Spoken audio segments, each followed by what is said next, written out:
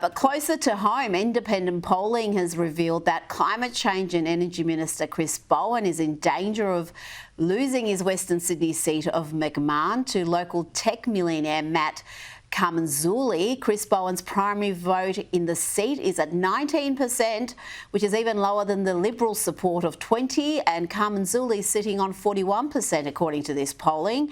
Gary, McMahon is a fairly socially conservative seat, it's got to be said. They overwhelmingly rejected the same-sex marriage plebiscite that Labor backed in 2017. They voted no to the Indigenous voice to Parliament. Seems like Chris Bowen is in a fair bit of trouble here.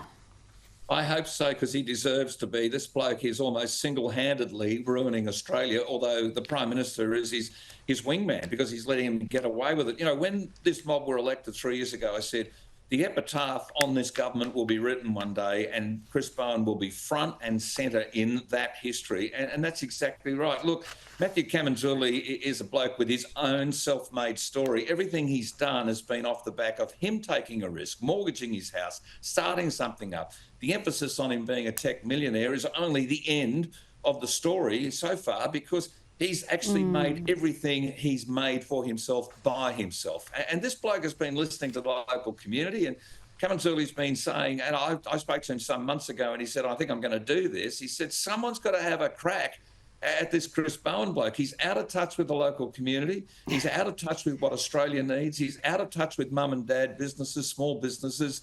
So Matthew's decided he's going to put his name forward, and well, the polling suggests it may well be starting to tweak the result that many, I think, probably secretly are praying every night would achieve. But this bloke out of the Parliament, what a great result if that occurs. Now, let's talk about the family court. Justice Andrew Strum has ruled that one of Australia's foremost child gender medicine experts misled the family court when giving evidence to support a mother who wanted to put her 12-year-old child, a biological male, on puberty blockers, despite the father wanting to hold off on treatment and, quote, let the child be the child. The court found that the gender clinic that has been treating the child since the age of 6, Gary, the age of 6, failed to formally give a gender dysphoria diagnosis until the court proceedings had commenced. Justice Strum sided with the father in the judgment, stripping the mother of custody and effectively preventing the child from accessing this sort of treatment, and lashing the approach of hospitals to children questioning their gender, saying the decision to affirm unreservedly any child that raises concerns over their gender is oddly binary.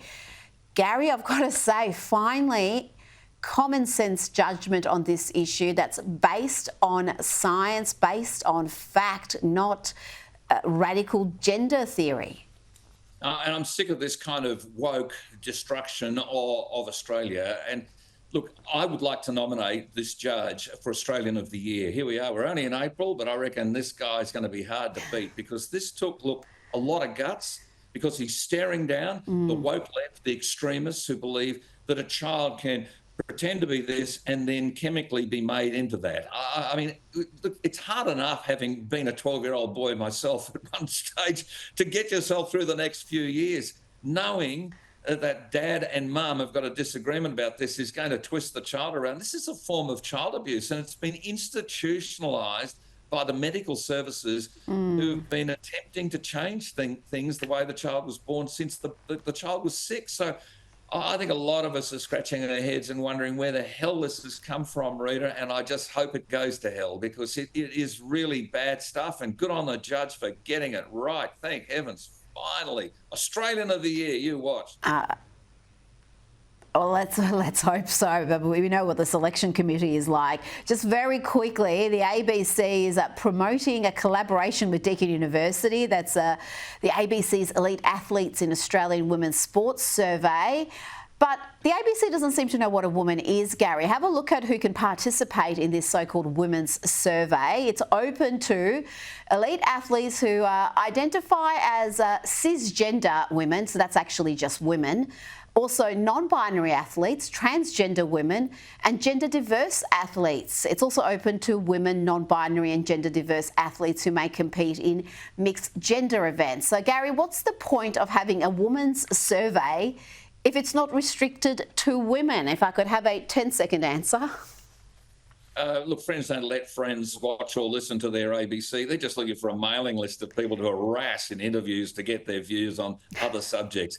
Ignore it, I say. Good advice there from Gary Hardgrave. Thank you for your time tonight.